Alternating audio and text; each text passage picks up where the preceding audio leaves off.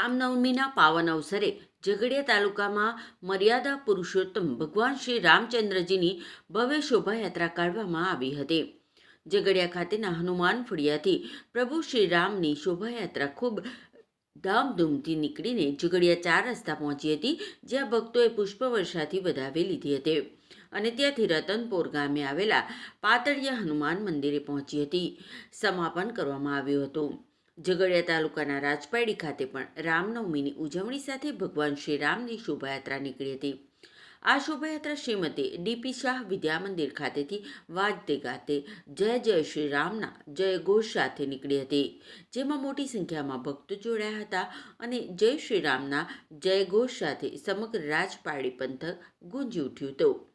આ શોભાયાત્રા રાજપાડી બજારમાં રહી ગામમાં ફરી હતી અને પીપલેશ્વર મહાદેવ મંદિર ખાતે સમાપન કરવામાં આવ્યું હતું।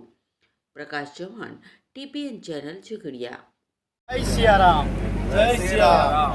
આજ રોજ 26/3/26ના રોજ રામનવમી નિમિત્તે રાજપાડીના સમગ્ર હિન્દુ ભાઈઓ તથા યુવાનો દ્વારા રામનવમીની શોભાયાત્રાનું આયોજન કરવામાં આવેલું છે। ભવ્ય શોભાયાત્રા રાજપાડી હાઈસ્કૂલ પરથી નીકળી અને સમગ્ર ગ્રામમાં ફેરવી અને ત્યારબાદ પીપલેશ્વર મહાદેવ મંદિરે મહાઆરતીનું આયોજન કરવામાં આવેલું છે।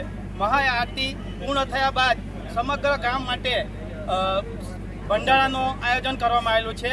એનો સૌ ભક્તજનો અને બધા લાભ લે એ રીતના સમગ્ર આયોજનને બધાના સહકારથી સંપૂર્ણ સફળતા મળે એ જ હિસાબે જય સિયારામ।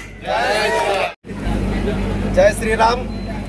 આજે આપણા રામનવમી નિમિત્તે ભવ્ય શોભાયાત્રા રાજપાડી ગામના તમામ યુવાનો દ્વારા નીકળી રહી છે। રાજપાડી ડીપી શાહથી નીકળી અને પીપલેશ્વર મહાદેવ મુકામે પહોંચશું।